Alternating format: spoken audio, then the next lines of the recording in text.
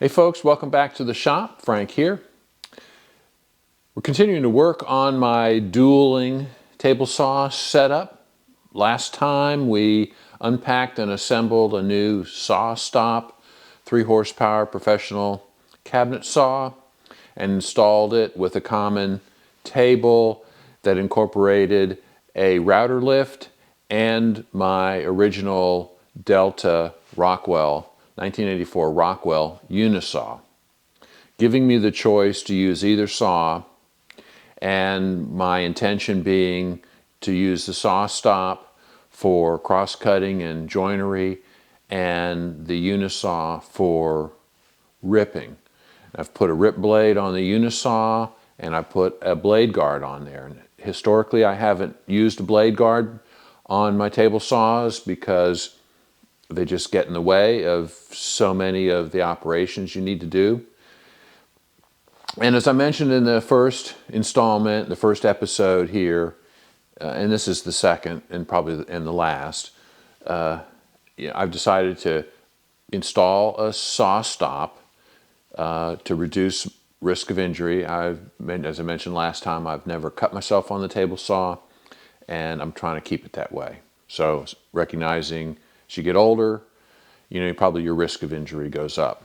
So using a Sawstop for most of the table saw operations and reserving the Unisaw for basically ripping only with a dedicated rip blade and a blade guard, which reduces your risk of injury as well.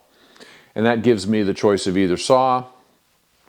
As I'm building stuff, don't have to change the blade out to switch between cross-cutting and ripping. And it avoids the compromise that a combination blade involves on a table saw.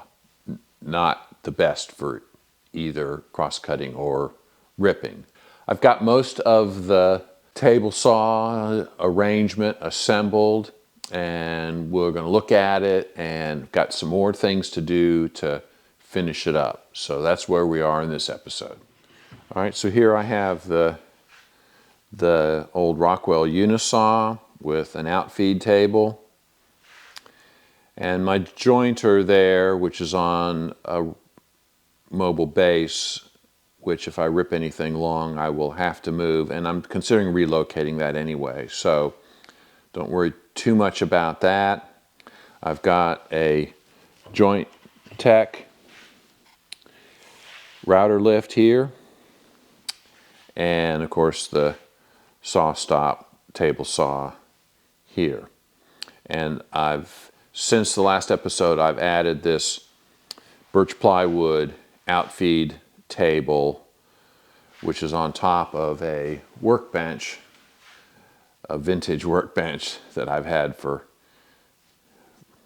I don't know, 40 years. So new tabletop on there.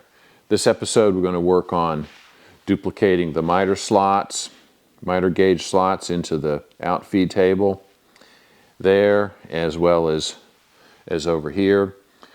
The minor issue is that the distance between these two slots is different than the distance between these two slots.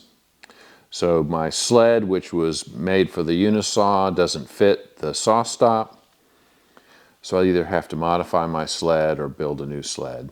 But in any case, we're going to mill the T-slot attenuation into the outfeed tables.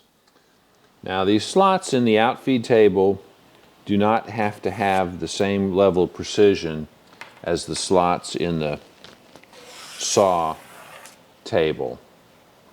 They're simply clearance slots for the runners on the sled or the miter gauge. So I'm lining them up with the existing slots.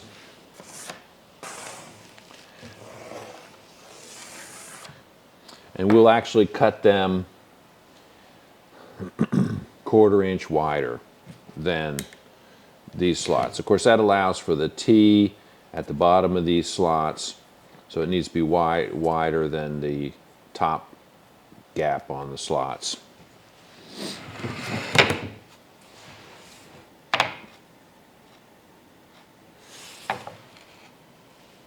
And here I'm just lining it up, getting it close.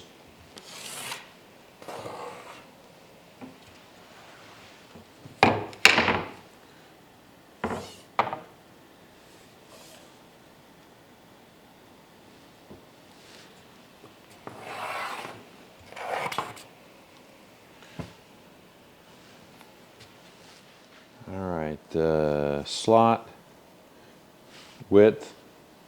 There's my butchie. Good boy.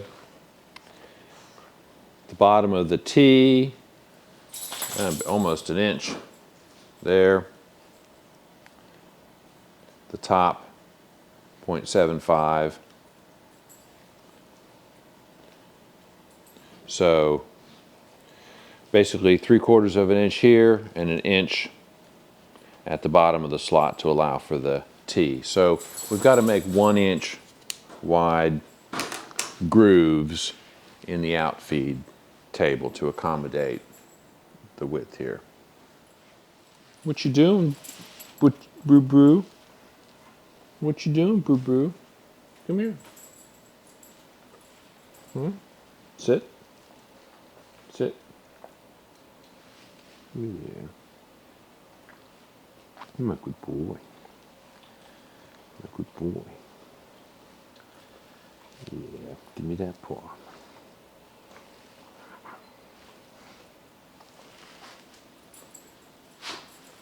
Good boy.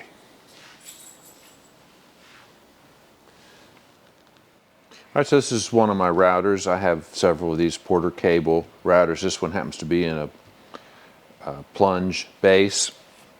So I've got a 1/4 inch bit in here with a 1/4 inch collet and a template guide. Let me pull this out.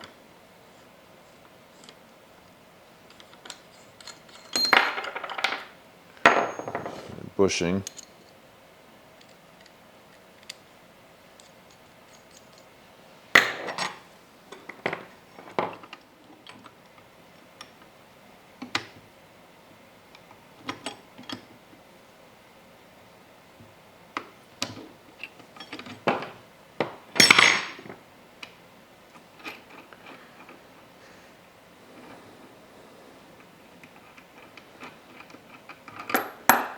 So the whole collet came out with the bit.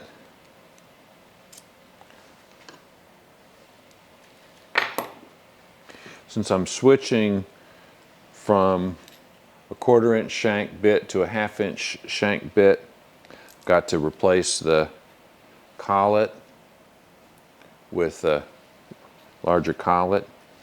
And what I like about these routers, these Porter cable routers, is that you get both collets with them. So it's easy enough to swap between 1/4 and 1/2 inch shank bits. So here I have I think this is a 23/32 bit. It is sized for modern plywood, not quite 3/4 of an inch, but it'll work fine. We'll need to take 2 passes with this bit to get a 1 inch wide slot.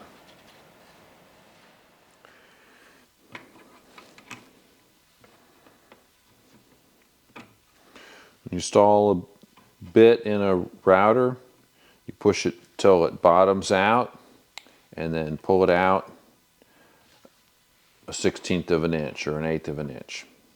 You want it to be most of the way in, but not bottomed out.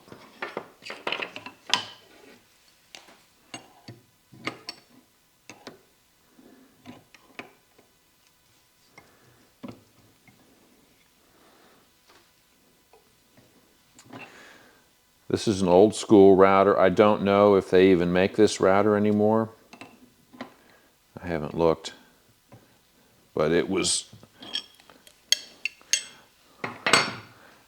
ubiquitous router in the day, 20 years ago, 30 years ago. So I've got three of these router motors with different bases.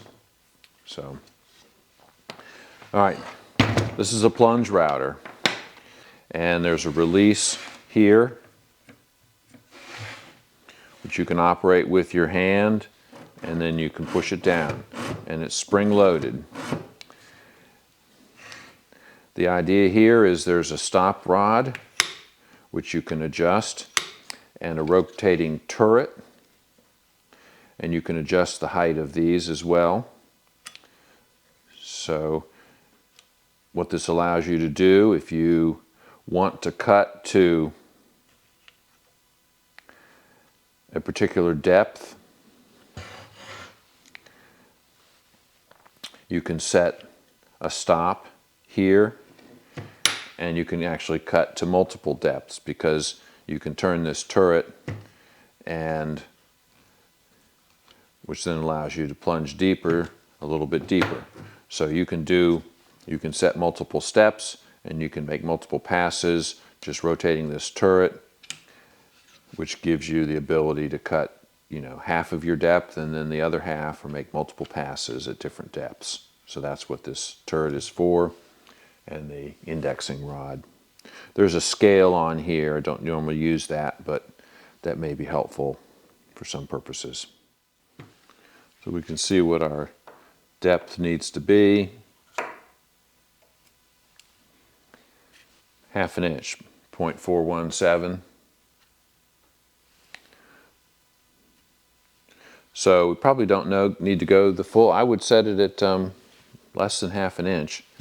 So this plywood is 3/4 inch. If we go 1/2 inch deep, that'll be 2/3 of the way through this plywood.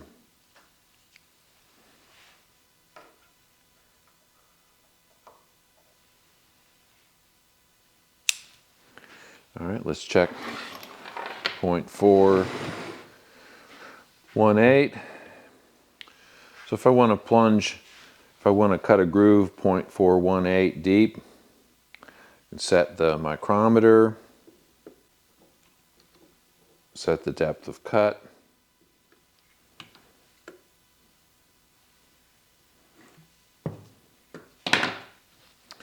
Okay, then I can rotate the turret to a taller stop. Actually, there's 2 taller stops, so I can cut about 1/8 inch there, cut another 1/8 inch, and another 1/8 inch, basically. We're going a little more than 3/8 inch deep, 0.42, almost 1/2 inch. All right, so to plunge to the first stop, we'll expose the router bit about 1/8 inch. We turn to the next stop, make another pass at that depth, and we're a little over 1/4 inch. Turn the depth stop turret again, make the last pass at that depth, and that'll give us the 0.42 depth of cut that we're looking for.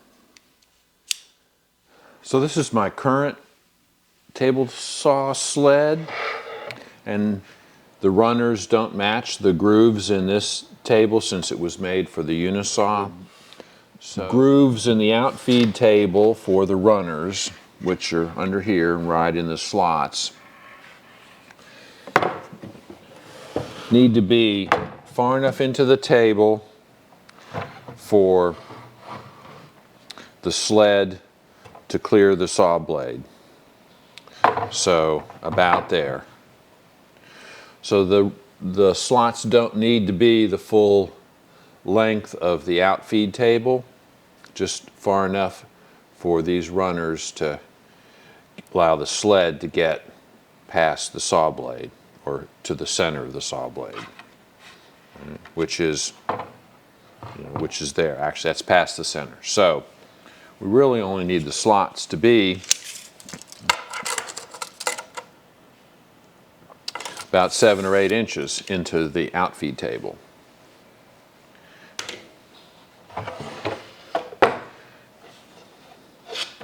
I think just to be safe, to allow for maybe a larger sled, I'll come 12 inches. So that'll be the plan, is just to cut the grooves about 12 inches into the outfeed table. And that'll keep the rest of the table stronger, since we'll be cutting 2/3 of the way through the table 3/4 inch plywood. Okay, so let's set up to cut these, route these grooves. All right, so we decided to come in a foot.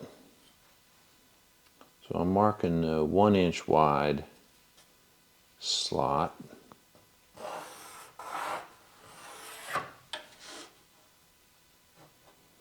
It doesn't have to be perfect, we just don't want it to be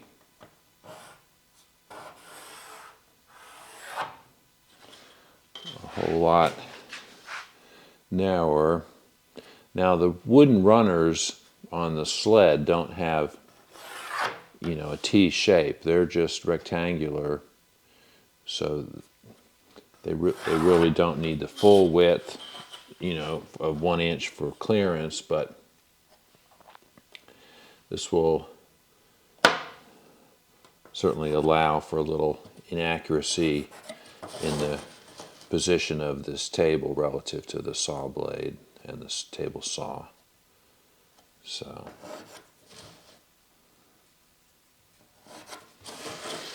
okay, so this is what we're cutting out.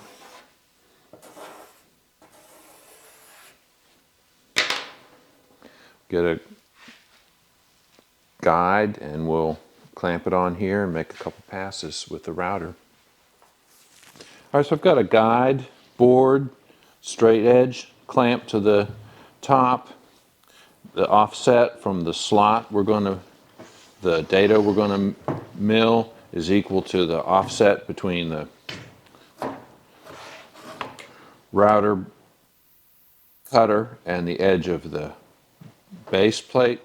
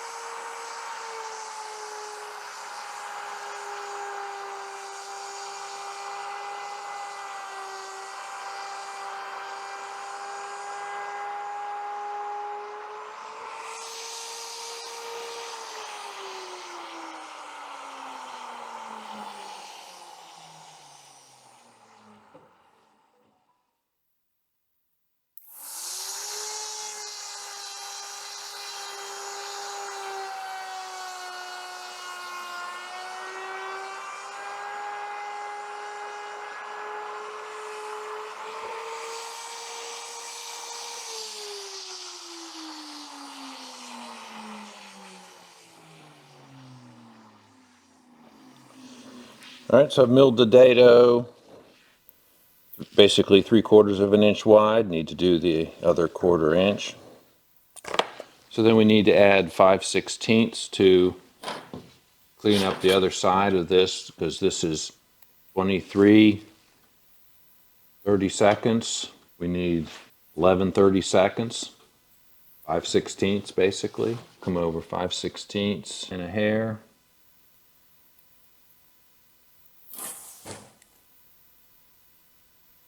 Five sixteenths.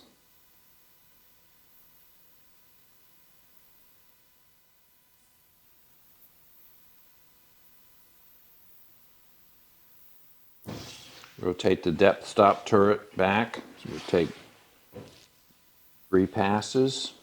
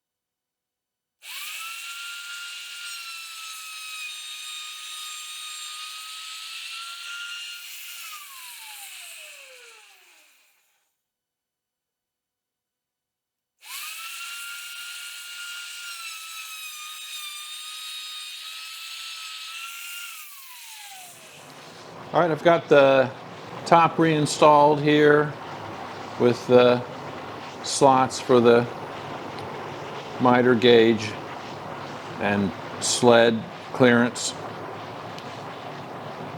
milled in the top of it. Well, of course now the runners don't line up with the slots because they're different width than my Unisaw. Don't really ever expect to use a sled on the Unisaw. I really need to make a new sled, but I do like the extension fence on this one. This sled has served me well for many years.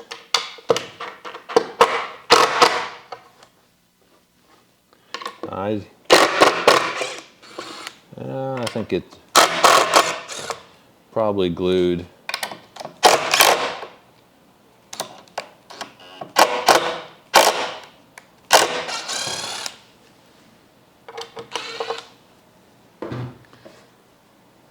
Yeah, she'd be glued. See if we can knock it loose without causing too much damage. Of course, I don't know if these runners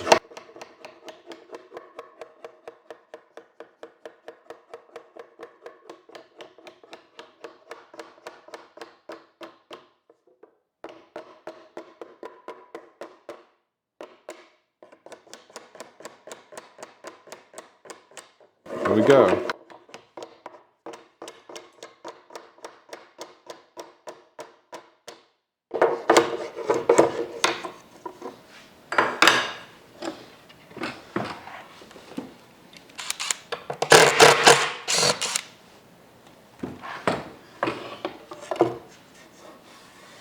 It did have a little bit of glue. Actually had a screw there too.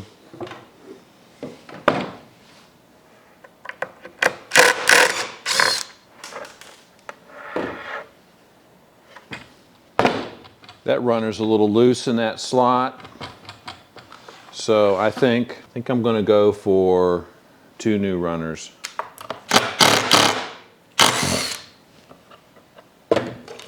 These runners are a little bit loose in the slots.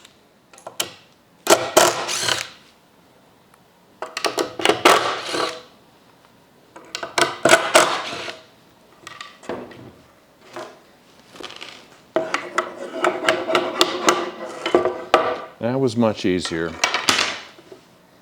All right, let's smooth this off a little bit.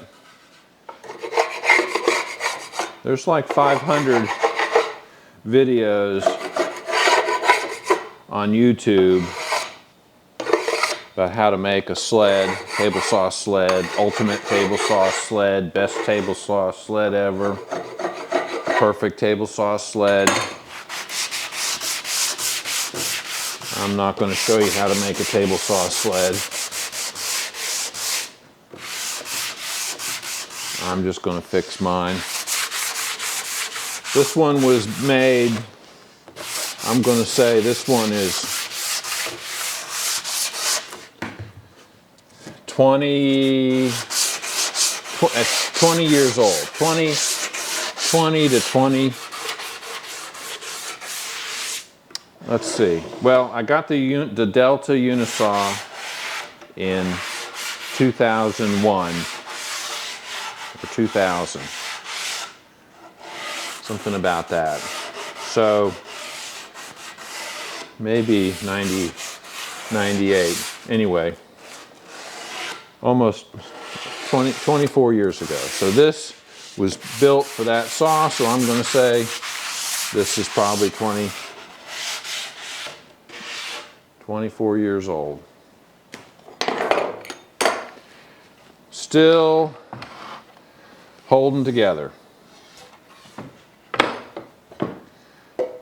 All right, so I've got some starboard, King starboard, which is a polyethylene plastic. I think I'll make the runners out of that. It's 1/2 inch thick, which would be a good thickness for these runners, I think. So let's do that. I need runners 22 inches long We said 3/4 of an inch wide. So this is a piece of King starboard. It's a polyethylene plastic. Used a lot in the marine industry. I would compare it to UHMW material, only it's got a pigment and UV stabilized. It's not exactly the same as, I think it's a little more dense and has a little more stiffness than UHMW, ultra high molecular weight polyethylene plastic. So it's a little more structural, I think, than UHMW, but it has a lot of the same properties in terms of slickness, and I mean, it's plastic. And it machines like UHMW, it machines real well with woodworking tools. I need a piece 22 inches long, I said. You know, I've got 23.5 inches, 23, so this will work fine. We'll rip a couple of pieces. The width of the slots is 0.751, 0.752, so it's made for a 3/4 inch with a couple thousandths clearance. So I'm going to cut these a couple of strips a little wide, and then we'll sneak up on the actual width to fit these slots without any play. Nice thing about this is you can use a plane, like a block plane or a jack plane, to take a little bit off if you need to. You can join it, you can run it, you cut it with a table saw. It's pretty good. So we're going to go to like 13/16. Let's see where that puts us. Yeah, I mean that's 13/16.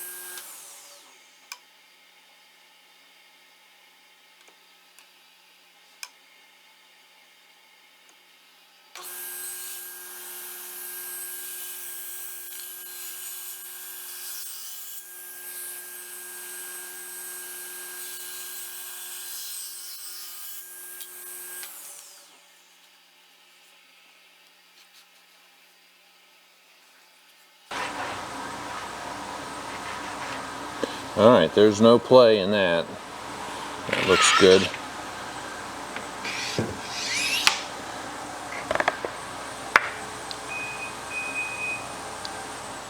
So any good table saw sled will have a relief at the bottom here so sawdust doesn't keep your boards from making contact with the fence. So you can't just take the square in there to square it to the blade. You got to bring it up to the fence and square it. And of course, you don't want the teeth to interfere, so you want to have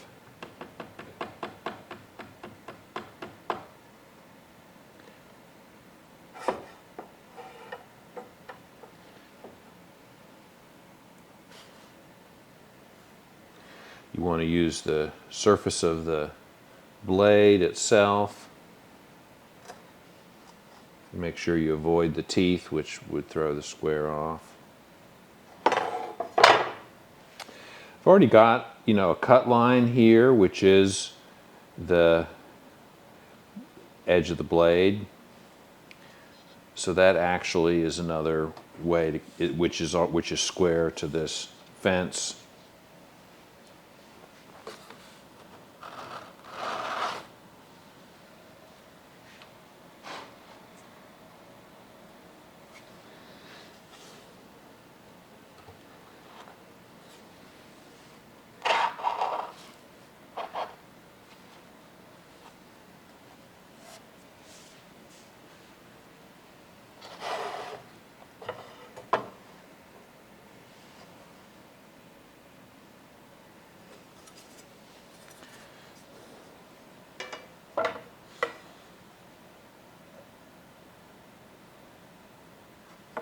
All right, that looks really close. I'm going to put 2 screws, countersunk screws, through here and here to start with.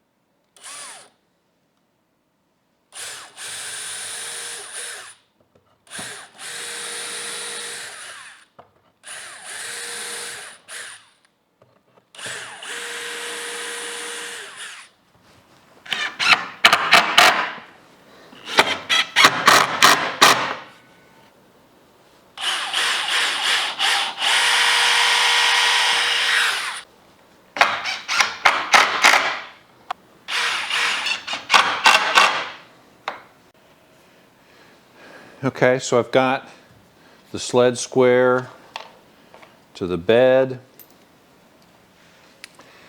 the runners screwed. Let's cut a piece of wood, verify it's perfectly square. So we want a good sized panel to cut so that we know, so we have a larger area to measure squareness with. Square. And right now, this panel is just a tad out of square. So we'll see if the sled straightens it out.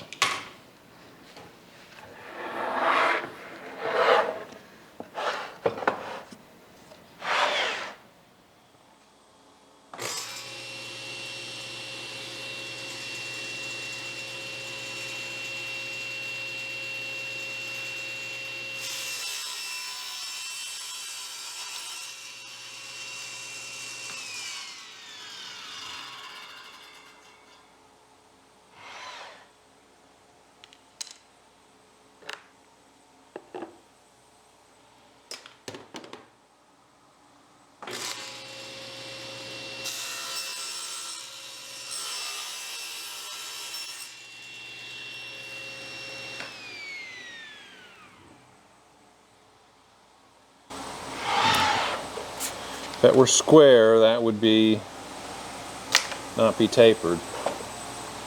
So we're off somewhere. Alright, so I'm not square. I can tell by the little sliver I cut off is not the same at both ends. It's off by probably a 1/16 of an inch, which is pretty bad, actually. I thought I had it pretty square, but it must have shifted somehow. Alright, so easy enough to fix. And it could be that putting the screws in shifted it. Take these rear screws out.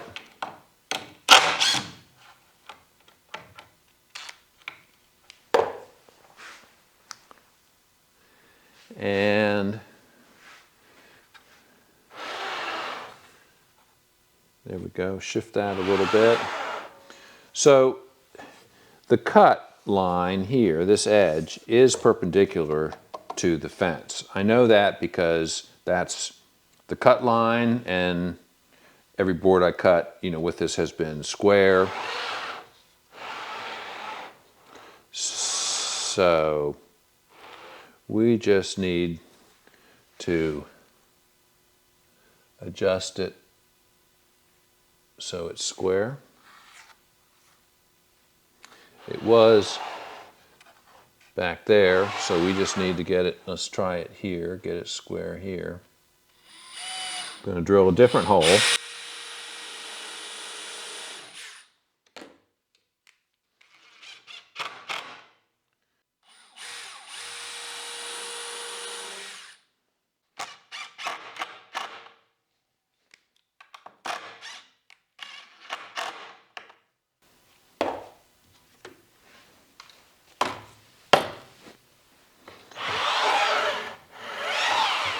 Alright, that looks better.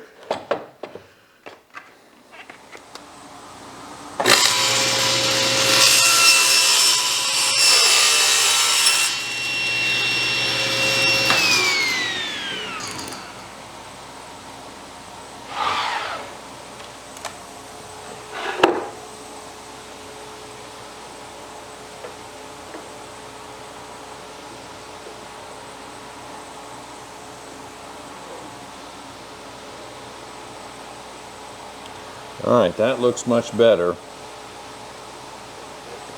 I'm going to say that's, as I would have been known to say, dead nuts on.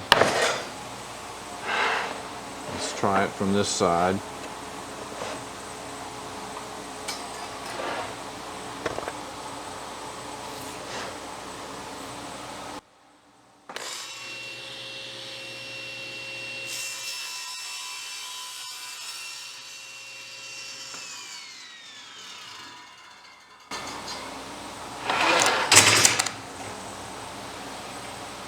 Alright, that looks pretty consistent.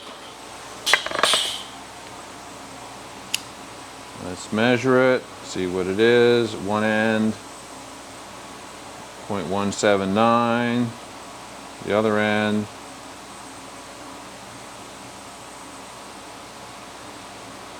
0.19, whoops, 0.182. 0.179, 0.182. So,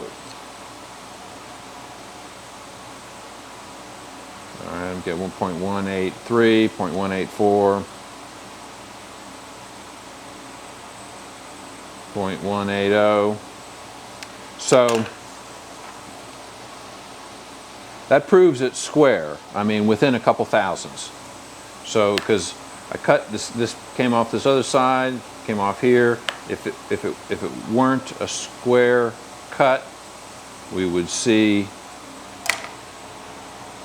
a difference. Let's, yeah.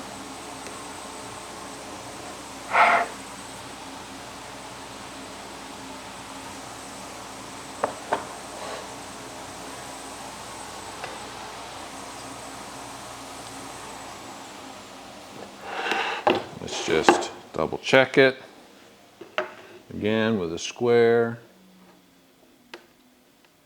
and that's right on. Okay, assuming my square is square, the sled is now square to the saw.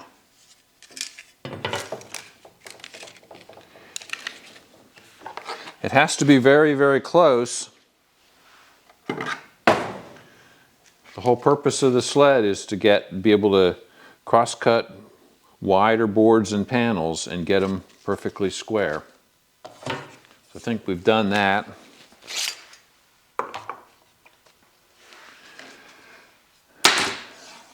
Just need to get the rest of these screws in the runners.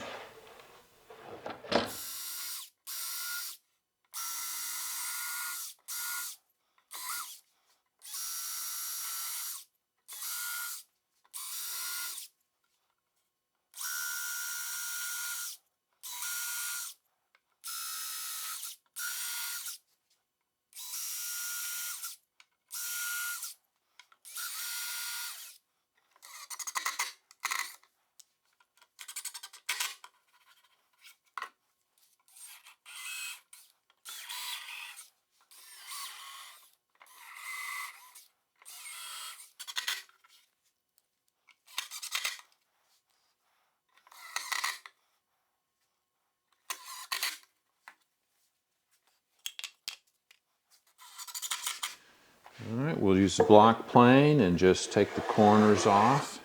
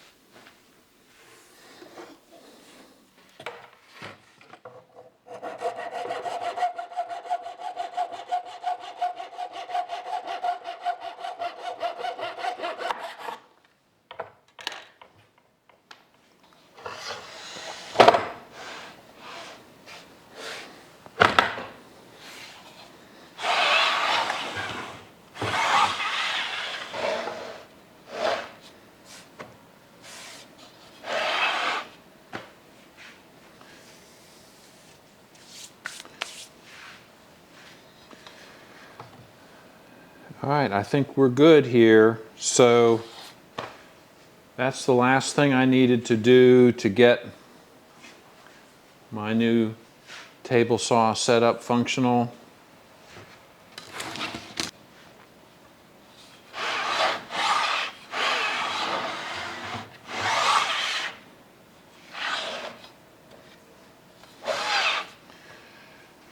Okay, I think we're good here.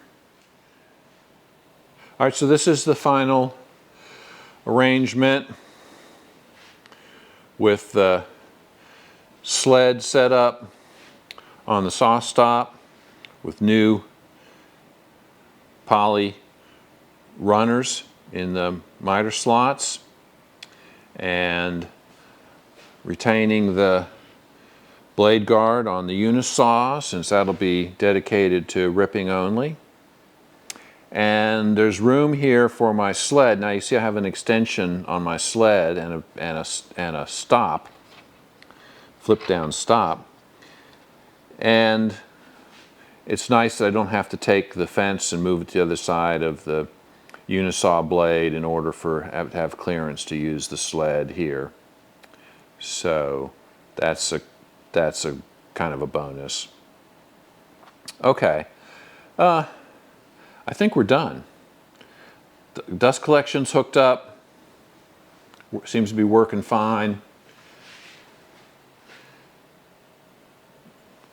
Got a pretty wide outfeed table on both sides, both the black table over there for the Unisaw and this birch. It's raw birch right now for the router. and the Sawstop. So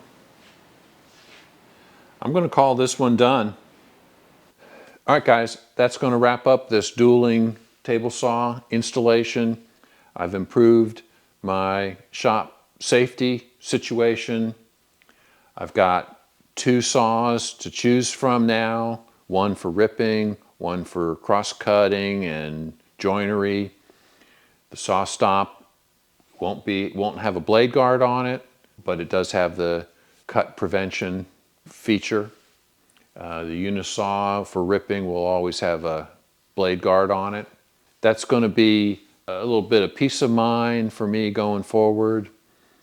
Anybody using the saws in my shop, anybody in my family or myself for that matter, have a much lower risk of injury now. Tell me what you think about the double table saws. Subscribe if you haven't already. Leave a thumbs up, hit the like button, and leave me a comment. We'll see you next time.